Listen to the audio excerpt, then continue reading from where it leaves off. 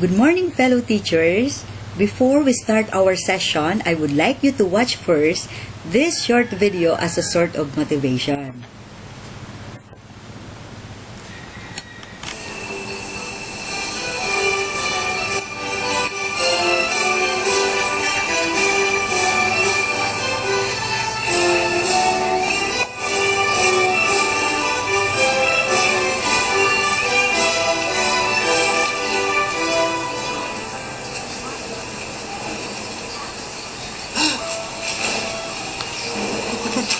Oh no! I'm lost! Where's the line? It's just really... What do I do? Help! We'll be stuck here forever! Do not panic! Do not panic! We are trained professionals! Now stay calm! We are going around the leaf! Around the leaf? I don't think we can do that. Oh, nonsense. This is nothing compared to the twig of 93.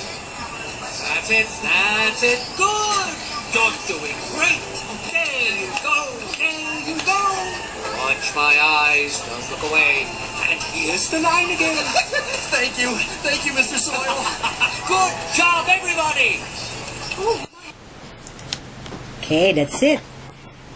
Let us relate ourselves in the scenario. We are also like ants doing their usual routine. We go to school, and then we teach our students. Then we go home, and then we feed our students with knowledge in the face-to-face learning approach. And now, here comes the pandemic. It represents the leaf that fell before the ants. It caused them some panic. Same with us teachers. Till now, we are wondering how are we going to teach our students to the new normal of teaching. In the video, an ant approaches the other ants that represent the public and private sectors or agencies. They came and provided us an alternative ways to continue educating our learners. Regardless of the pandemic we are facing now, they provided us free webinars to guide us and learn the new normal of teaching our learners. Thanks to all of them who equipped us with some knowledge in terms of adjusting to the new normal. So for the sake of our students today, here is another way provided to us by the Department of Education that we may be needed for the school year 2020-2021. And that is the Weekly Home Learning Plan. Last July 21, 2020, Adept Memorandum was issued from our beloved DepEd Undersecretary for Curriculum and Instruction, Sir Diosdado M. San Antonio, regarding the suggested strategies in implementing distance learning delivery modalities or DLDM for school year 2020-2021. So dear teachers, handa na ba kayo para matulog? Matuto. If what is Weekly Home Learning Plan or WHLP all about and how to do it? Pero bago yon, may tanong muna ako. At ang makakasagot, may premyo kay Ma'am Esme. Di ba, Ma'am? Okay, ito po yung tanong. Anong bagay ang pinapasa natin araw-araw kay Ma'am Esme for signature bago tayo pumunta sa klase or bago tayo mag-umpisa magturo? At kapag wala ka nito, may X ka sa record ni Ma'am. Okay? Paki-comment nga po ang ating mga kasagutan. Okay, if nakikinig po tayo. Okay? The answer is the Daily Lesson Plan or the DLP or the Daily Lesson Log or the DLL. Okay, before, we are using the DLP or the DLL because the modality of learning is face-to-face. This time, we're going to use the Weekly Home Learning Plan for distance and blended learning. Here is the Appendix D of the memorandum. It states the legal basis of the preparation of the Weekly Home Learning Plan and the Individual Monitoring Plan. It is anchored with the DepEd Order 42 Series of 2016, which is the policy guidelines on daily lesson preparation for the K-12 basic education program. There are three important questions or three elements of the WHLP. What are those? Number 1, what should be taught? It is the content standard. Number 2, how it should be taught. It is more on the pedagogy. And number 3, how the learning should be assessed, that is the evaluation. What are the procedures in developing the weekly home learning plan? Okay, letter A of the memorandum refer to the most essential learning competencies in different subject areas. So last time, our department head, Ma'am Santos, provided us already a soft copy of that MELC. If you still don't have a copy, grab yours now and save it in your computers because you may be needing it this school year. Letter B, gather the SLM or the other learning materials. So, saan kaya natin makikita o mahanap ito? Okay? Alam po ba natin kung nasaan ang mga to? Okay? The SLM or the self-learning module will be provided to us by our division. These are the modules that was prepared and submitted by some selected writers of the division and then checked and validated. Or the self-learning module that will be coming from the regional offices. Another one, the worksheets that we made and submitted to Ma'am Esme. Or the learning materials from the LRMDS portals. Letter C, use the self-learning modules as reference in accomplishing weekly home learning plan. So we need to have a copy of this SLM when preparing the learning plan. Letter D, prior to this pandemic, we made our daily lesson plan alone, specific to our teaching load, and then we submitted it to our department head, Ma'am Esme. But this time, after accomplishing our WHLP, there is a need to collaborate with other subject area teachers for the same section or grade level because you will be coming up with one set of weekly home learning plan for one entire quarter. It is expected that before October 5, which is the start of the school year, the weekly home learning plan for the first quarter is done already. But if the SLM availability is for week 1 or week 2 only, we can just prepare the WHLP for modules which are already available. Letter E. Teachers must be guided with a long-term vision of what they want their learners to master and achieve at the end of the school year. Even before the pandemic, we always have goal for our students, that is, as much as possible, will achieve mastery of the learning competencies. Okay, letter F. Teachers are advised to make interesting activities so that they will not be bored even if they are learning at home. We are encouraged to differentiate our teaching in order to help different kind of learners as suggested here in item F to let them understand more and learn the lessons. Letter G. This is one of the most important procedure in making the WHLP. We have to think also the time allotment. If we provide activities in which they cannot perform it within the allotted time, this will affect their academic performance, and the worst is they may get stressed in doing the activities. So the activities that you will be providing must be enough, balanced, and aligned with the time allotted by the Department of Education. There will also be a sufficient break time, and not the learner will devote most of the time performing the learning task. And when we are done with this plan, after we collaborated with other subject area teachers, consolidated by the advisor, and reviewed by Ma'am Esme or our principal, Dr. Gundran, the school shall communicate the weekly home learning plan to the learners through the parents. They should know what is the weekly home learning plan all about for the given week or for the entire quarter. How? The school shall conduct a comprehensive and clear orientation of the weekly home learning plan. They should explain clearly what is the content of this weekly home learning plan, what is the purpose, and how will the learners use the WHLP. And the copies of this WHLP for the week or for the entire quarter shall be distributed to the parents during the first PTA meeting or orientation before October 5, 2020. So, why do we have to prepare the weekly home learning plan? Okay, we have to prepare the weekly home learning plan because it will aid us and our parents to monitor our learners if they are able to accomplish the learning task for the whole week or for the whole quarter, since face-to-face interaction is limited. This promotes independent learning among our learners too, because they will learn and accomplish the learning task provided in the plan within himself. Now, what are the parts of the weekly home learning plan? May similarities kaya sila ng nakagawian na natin na DLP? Ano sa inyong palagay? Hindi kayo mapalagay. Okay po. This is the sample template provided in the memorandum. Our school can modify this or we can copy this template provided by the DepEd. By the way, if you have two preparations, you are going to prepare 2 weekly home learning plans too. So if you are assigned to teach Math and English or Math 7 and Math 8, you are going to prepare 2 WHLP.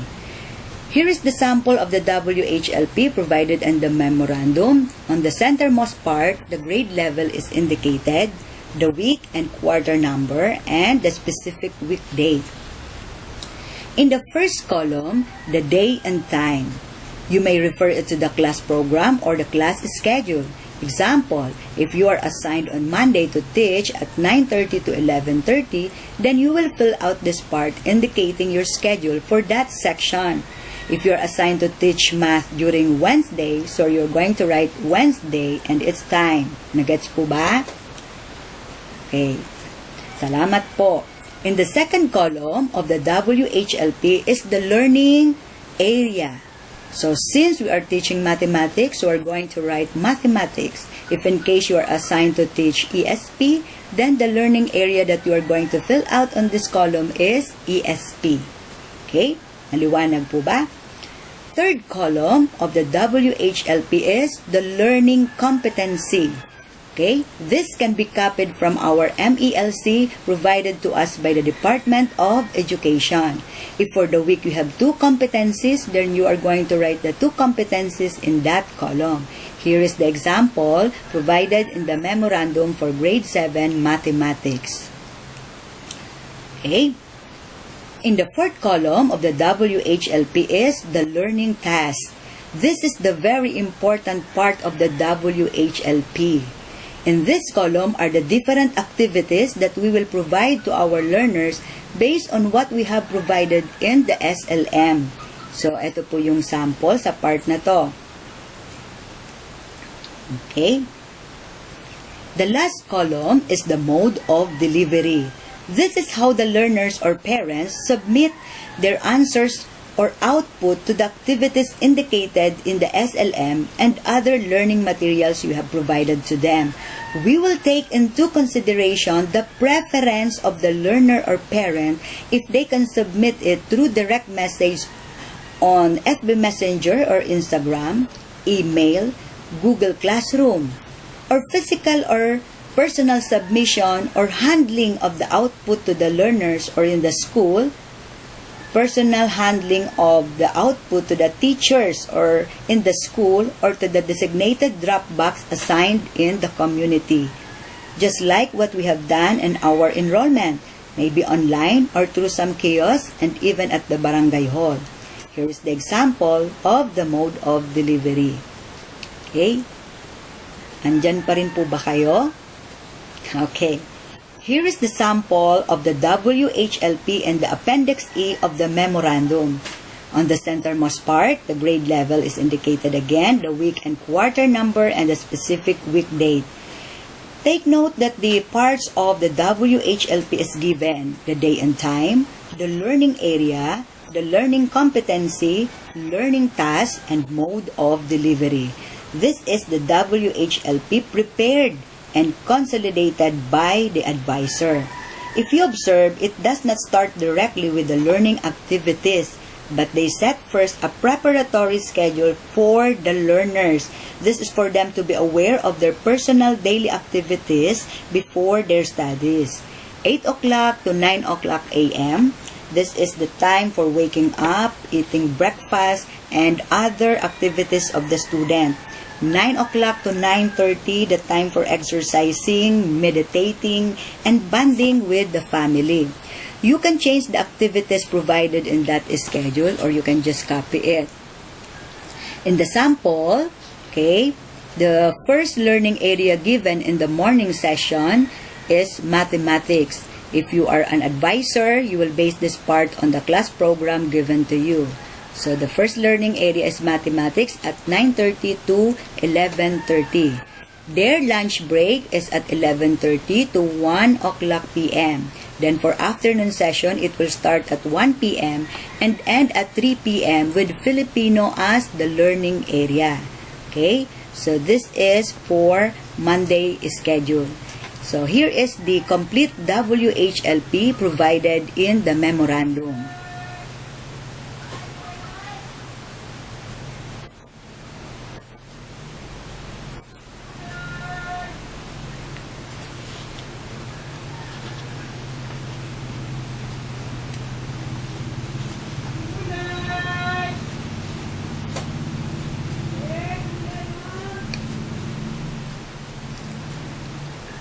Tuesday, Science, 9:30 to 11:30. Okay. Afternoon, Edukasyon sa Pagpapakatao. Wednesday, English.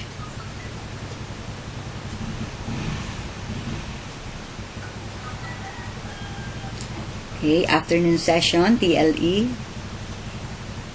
Thursday, Araling Panlipunan. Okay, afternoon, MAPE, music, arts, physical education, health. And then on Friday, okay, self-assessment tasks, portfolio preparation, and other learning area tasks. Okay, so that is the complete WHLP provided in the memorandum. Okay. So here is my sample of my WHLP as a subject area teacher in grade 10. And the template that I use is the template made by Ma'am Jennifer Mondoy. But I would like to inform you that this is not our official template to be used in our department. This is just my sample of my WHLP. We will wait for the official template from our school. Now, if you notice, this is partly the same as our DLL. The only difference now is the part 4, where the first column, okay, are the days of the week, okay, of my class. Then second column is the time schedule for the given section in column 3. The fourth column is the learning task, which is the very important part of the WHLP. And the last column is the mode of delivery. The content on my learning task is based on the SLM we have made for grade 10 and submitted to the division office and still subject for verification, hoping it will be approved and validated too. Now, okay, how did I come up with my weekly home learning plan? So again, I am using the different template, not the template from the DepEd. Okay, thanks to Ma'am Mondoy for the template. Okay, first, you are going to fill out the information needed on the topmost part of the template. Always double check, especially the grade level, okay, the quarter and the week number, the week dates, okay, the learning area. And of course, do not forget Ma'am Santos. Kalimutan na natin ang mga asawa natin, mga boyfriend at girlfriend natin. Wag lang si Ma'am. Okay po? So, next. Part 1 of the WHLP, the objectives. Napakadali lang po. So, how are you going to accomplish this? You are just going to refer to the MELC which was forwarded to us already by our lovely department head. Ma'am, may load ako mamaya. Okay. I just copied the content standard, the performance standards, and the learning competency from the given MELC.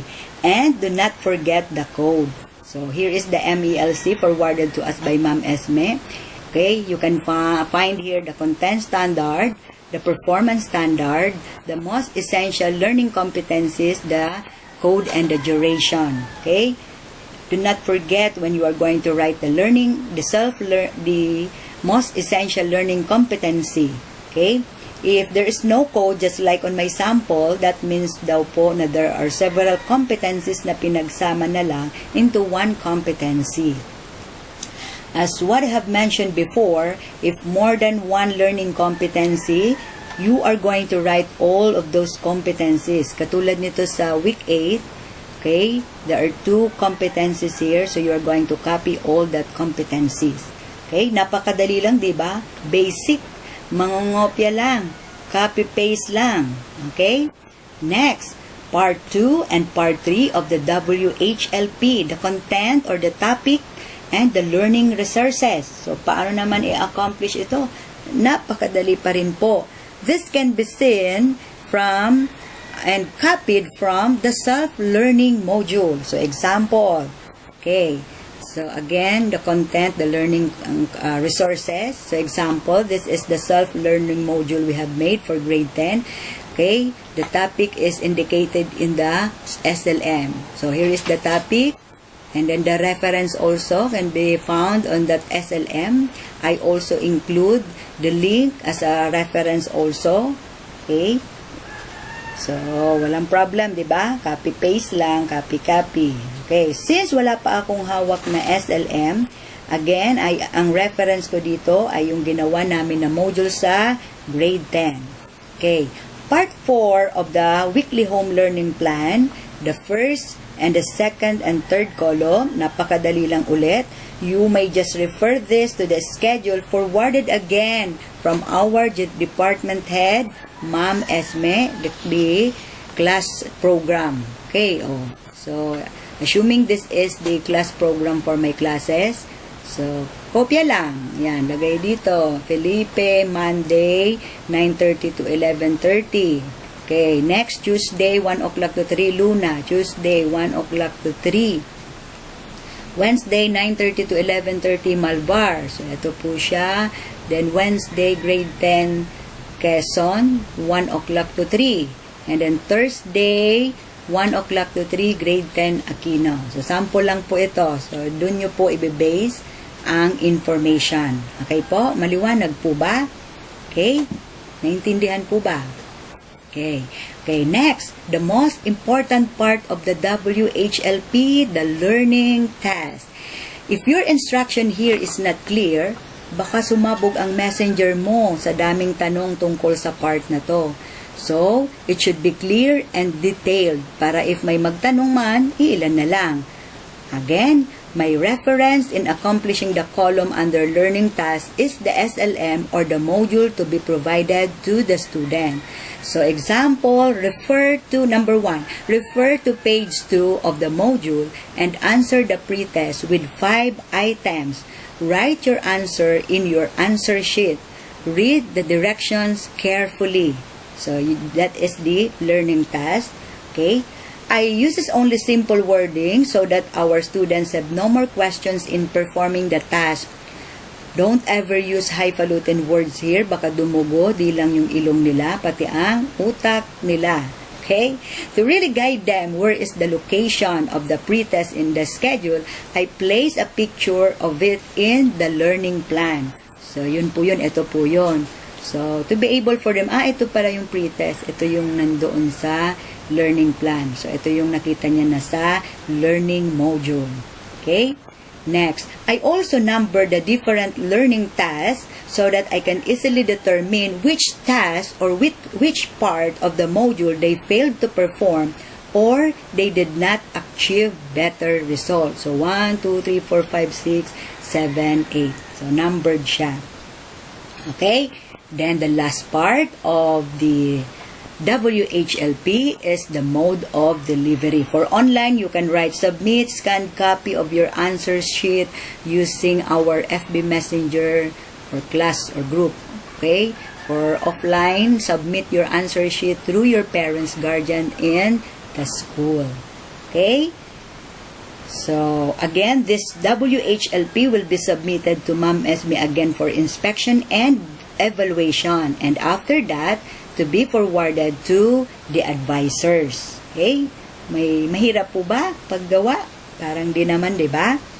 Okay. Since most of us are advisors, so I may suggest that you use the Google apps called the Google Docs in consolidating the WHLP so that you will not spend more time in copying and pasting the work of the subject area teachers. Let them work. Let them fill out the documents in the Google Docs. At least walang maraming files na bubuksan ang advisor. Here, it automatically saves the informations or data provided by the subject area teachers once na nag-fill out sila doon. This will also help Ma'am Esme in checking our consolidated WHLP. I know some of you know how to use this app, but for the sake of those who still don't know how to use it, I am going to discuss it with you. Okay, here is the procedure. First, sign in to your Google account. Next, click the 9 dots or the apps drawer. Here you can see all the Google apps, but choose Google Docs. Next, click blank. Okay, here you can see now the document under the Google Docs. You can create here a template of the WHLP. But if somebody forwarded you an editable template of the WHLP, the better. So example, okay, I will open my Gmail, okay, and click the file, okay, then open with, yes, with Google Docs. Now you have the copy of the template. Then make your own copy, especially if that is a shared document. How? Okay, you are going to click File. Okay, click Make a Copy. Okay, then write your file name. So, assuming that I am an advisor of 10 Malbar, so I am going to type 10 Malbar WHLP. Okay, then click OK. Now you have the copy of the document. You can now edit the template. So, fill out first the topmost part, okay, the name of the class, the week and quarter number, and the week date. Okay, you can edit you can edit the day and time, the learning area based on the class program. So assuming, okay, you edit the day and time. So assuming this is my class program. So for Monday and Tuesday, the learning area are Math, AP, Filipino, Science. Okay, so this is also the time for them. Okay, so let us check. Math, AP, Filipino, Science. Okay, correct. Next, since I am the math teacher of this section, I will be the first one. I will be the first one to accomplish the WHLP for the learning competency, learning task, and mode of delivery. So I will copy the learning competency, learning task, and mode of delivery from my WHLP. So, ito po yung aking WHLP. So, the most essential learning competencies here. Okay, the learning task and the mode of delivery. So, I'm going to copy it and paste this on the document. So, here is now the learning competency. I have copied the learning task and the mode of delivery. Okay? So, if you are done with your editing, you can now share it with all your subject area teachers. So, meaning kahit natutulog ka, yung mga subject area teachers, nag-work na para sa'yo. Silip-silip ka na lang if anong subject ang di pa nagko-comply. So, pwede rin mag-monitor ang ating head or principal if sino pa ang hindi nakakagawa dito para makumpleto na rin ang buong set ng WHLP. Okay? So, try po natin. So, you are going to click share. Okay. Then, click get link. Ito naman yung common na ginagamit natin. Okay. Next, click anyone with the link. Next, click editor. Okay. To edit the document. Kasi kung view lang, hindi po ma-edit yon. Mabo-view mo lang. Okay. So, click copy link, and then click done. Okay, So, yun po. You are now ready to share the link with your subject area teacher. So, example, I am sending the link to my co-teacher. So, here is now the link I have forwarded. Okay? So, then, assuming that I am the subject area teacher, and I'm going to open the link that I have received. So, ito po yung link na yon. Click ko lang po yon. Okay. Then, open with Google Docs. So, here is the file that has been sent to me. Okay, assuming that I am the AP teacher. So, here I am going to copy and paste again my WHLP, okay, for the learning competency, learning task, and mode of delivery. So, yun lang po. Okay po? So, if you're an advisor, so if you want to check who among your subject area teachers already prepare the WHLP, so go back to your account, sign into your account, and then click the 9 dots. Okay, click again the Google Docs apps. Okay, then you click the file name. Okay, so you can open this, okay, view only mode or edit in Google Docs. So pwede nating view only kasi hindi naman tayo mag-edit. Pero if you want to edit the document, so yung edit in Google Docs ang i-click natin. So yan po, makikita na po dun yung na-prepare po ng AP teacher. So yun lang po yun.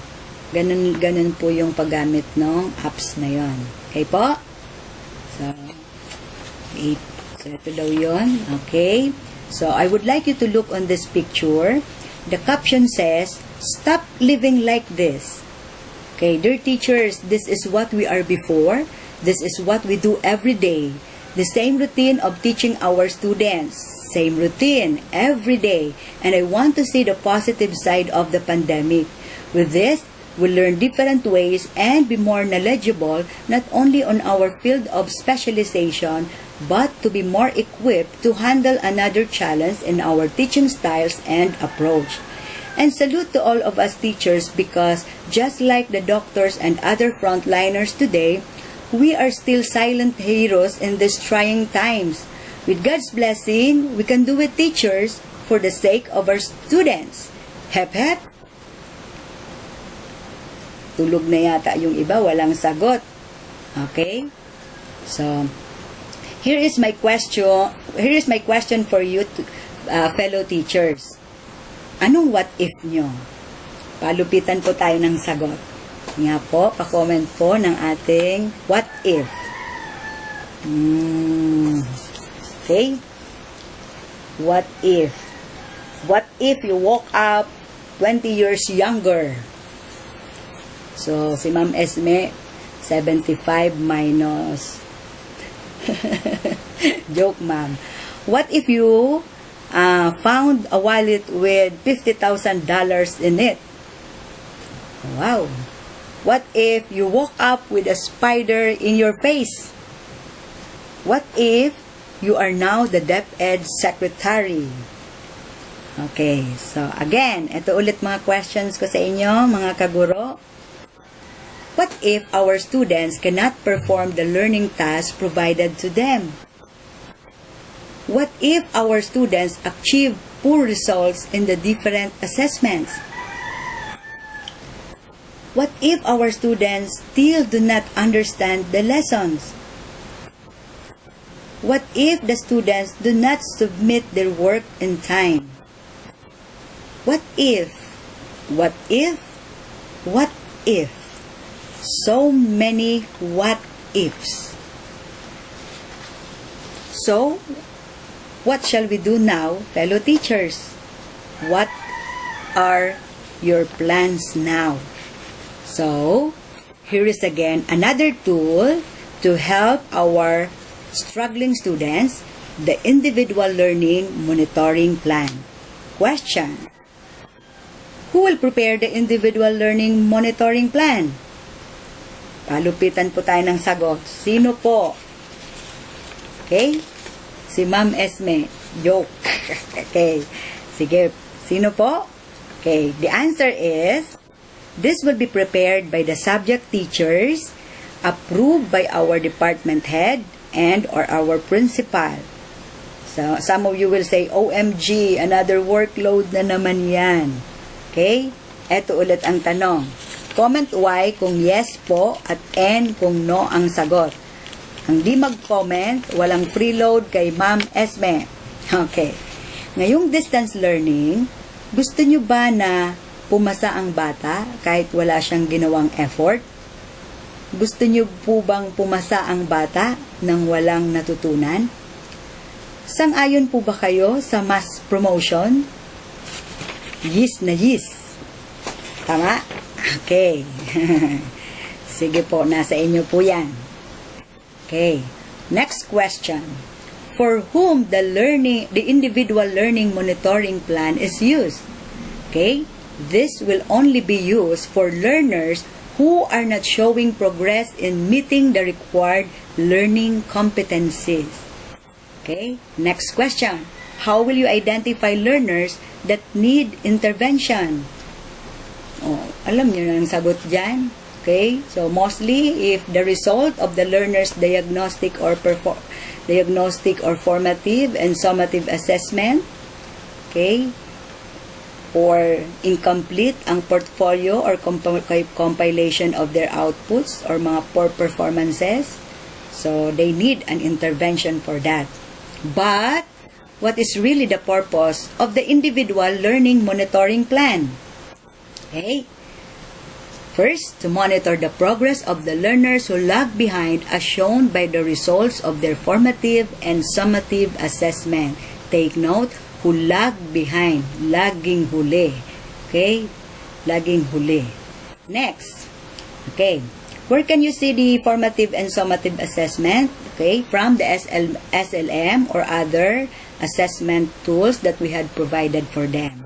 Okay, next purpose, it serves as a record keeping of all the intervention strategies implemented for the learners.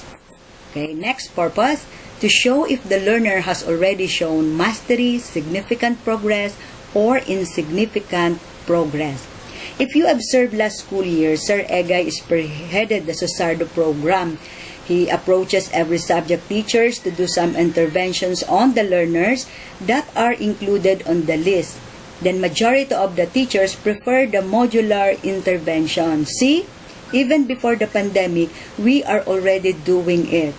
I know some teachers who are giving their remediation already to their students who failed to pass the quarterly lesson. Sir Franco is one of those na madalas ko makita na mag-submit ng mga documents for remediation. Salute to you, sir!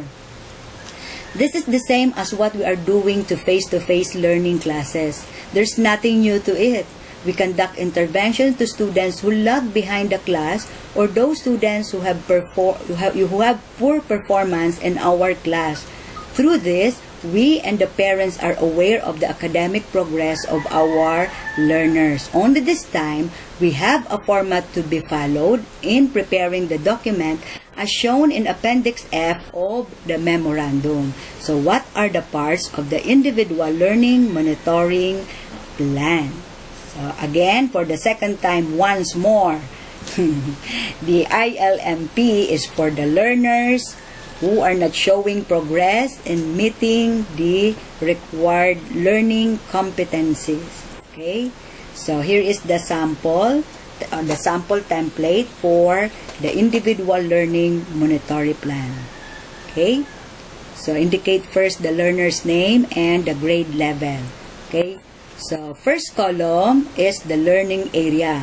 What subject does the learners need interventions? Okay? So, example, mathematics. Okay?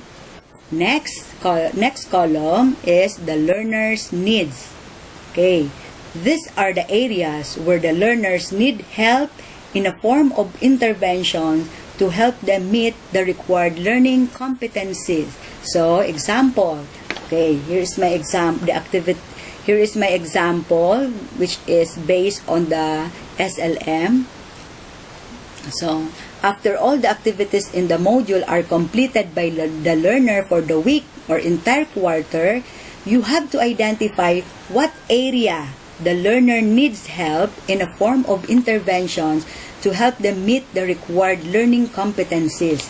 What are the difficulties in coping with the required learning competencies? So here in the module, the required competency is the learner grasps and solve problems involving circles and other geometric figures on the coordinate plane. Okay, so that's the learning competency. Okay, but which of the following? Okay, so it is stated, enumerate the steps in graphing, graph circle, solve problems, and involving circles and other geometric figures. So, which of these skills the learner find it's more difficult to perform? Which of these skills the learner show poor assessment results? So, you have to be specific, and you have to be specific in identifying the learner's needs, because this will be recorded in the individual monitoring plan and will be shown to the parents, to the learners, or other learning facilitators. So, let us assume that the learner have a difficulty on objective number 2. So, the learners have a difficulty on graphing circle and other geometric figures on a coordinate plane.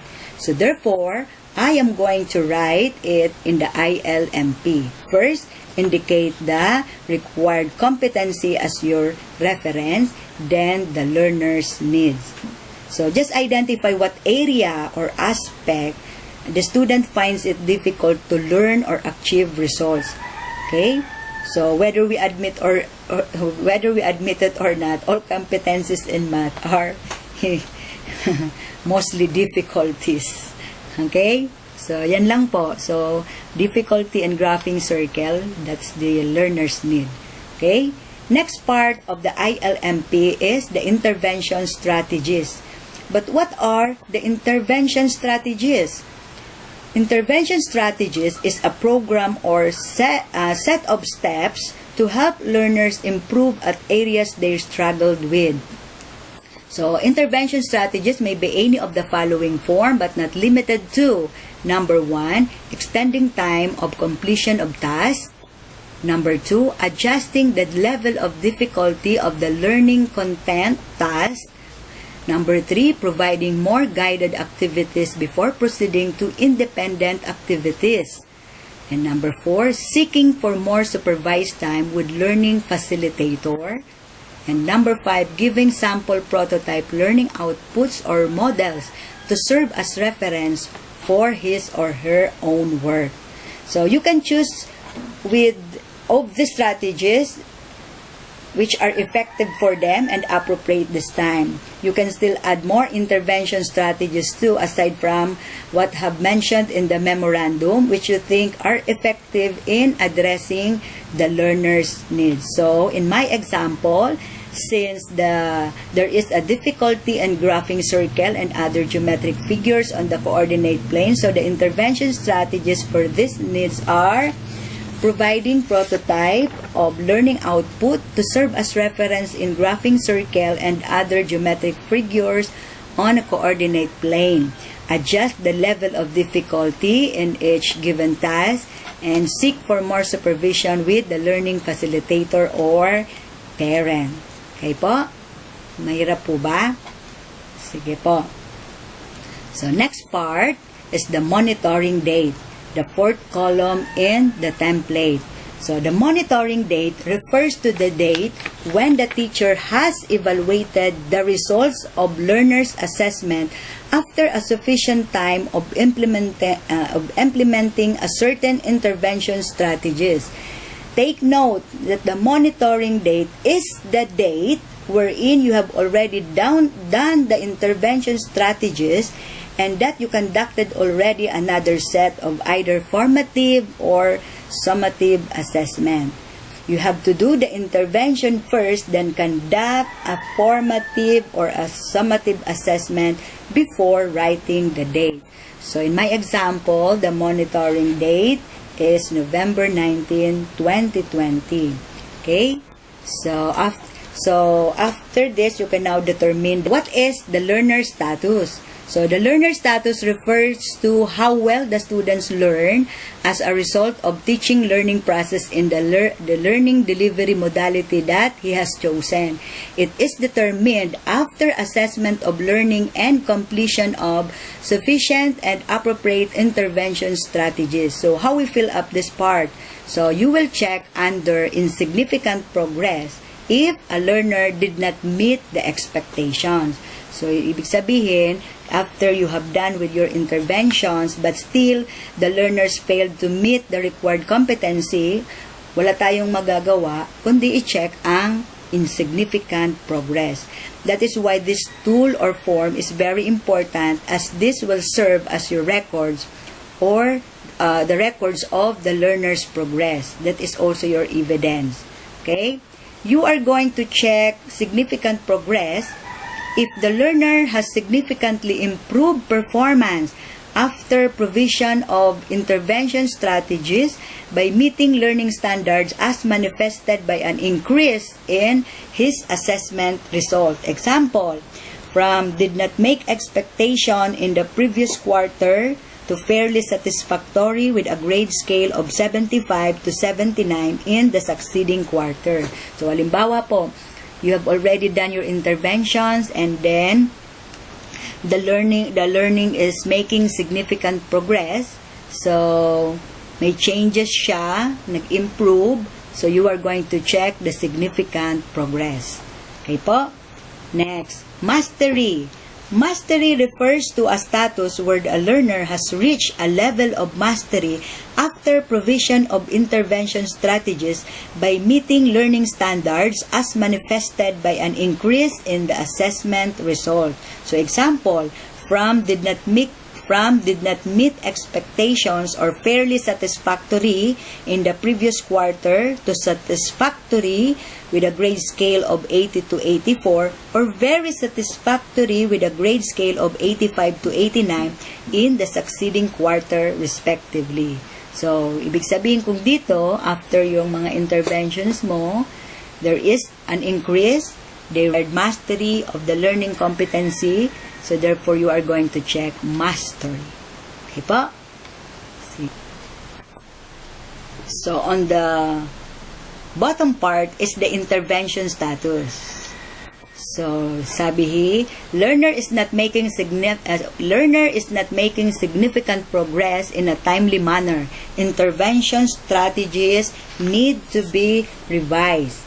So, if a learner is not making significant progress in a timely manner, so the teachers are advised to revise the intervention strategies. So, it's better to think carefully all your interventions and plans for your learners. Find what suit to their capabilities and knowledge. Learning is making significant progress. Continue with the learning plan. This means your intervention is effective to the learners. And use this until the learner reaches the mastery of the competencies in the learning plan. From this, the learner is ready to perform the learning task provided in the weekly home learning plan. So ito po yung 3 types natin sa intervention status. So, in my example, I checked the significant progress, assuming that the learner showed an increase in her assessment results after several interventions. Okay? But this is to remind you, fellow teachers, that you are going to prepare a separate weekly home learning plan to those learners who will undergo intervention. In my example, my intervention strategies is to provide prototype of learning output and adjust the level of difficulty. So, I am going to prepare another learning material such as worksheets in which the level of difficulty is adjusted and provided exercises parallel to the example so that she will be guided by these examples in understanding the lesson.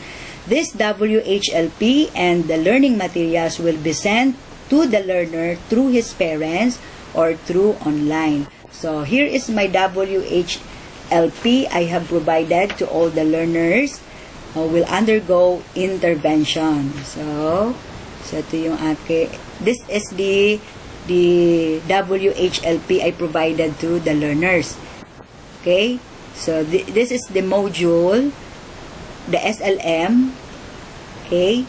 The same competency, okay, that I am going to write, but this time I am adjusting the level of difficulty. So if you're going to observe on the module, the example is on a coordinate plane, draw the graph of I graph the circle represented by the equation x squared plus y squared equals 16.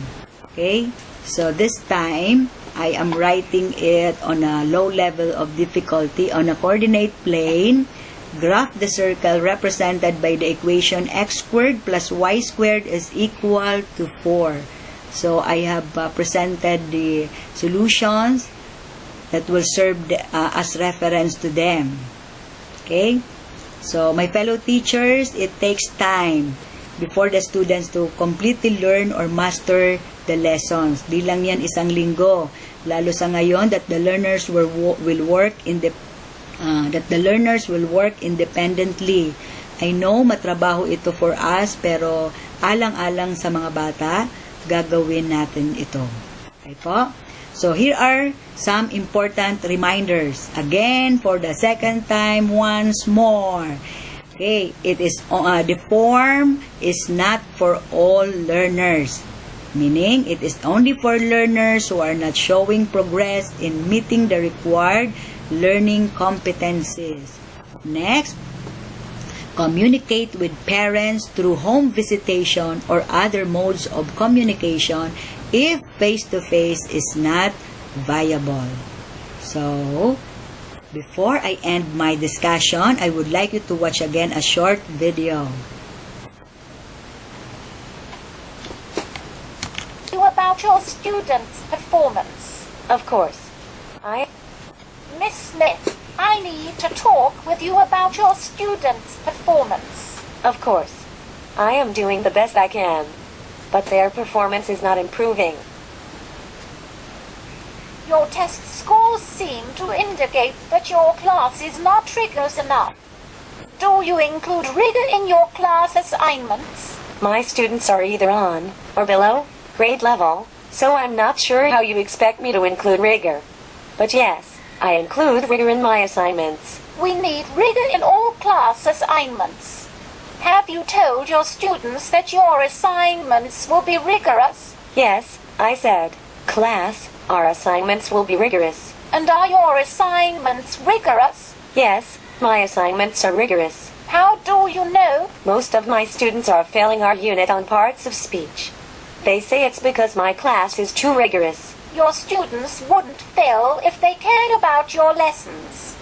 Do they care about your lessons? They don't seem to. How do you know? They said, we don't care about parts of speech. Is that because your assignments aren't rigorous? The students say they are too rigorous. I said to them, you have been learning parts of speech since 2nd grade. How can you still not know parts of speech?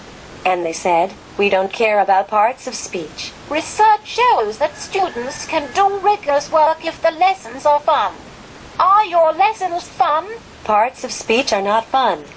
But yes, my lessons are fun. Tell me about your first lesson. I made up a song for every part of speech and the students helped me make up a dance to go with the song. Was it fun? Yes, it was fun. How do you know? The students said, this is fun. But they still didn't know the parts of speech. Tell me about your next lesson. I brought in different flavors and colors of pudding. The students got to finger paint the parts of speech with pudding and then eat their favorite parts of speech. I mean, pudding. Was it fun? Yes, it was fun. How do you know? The students said, this is fun.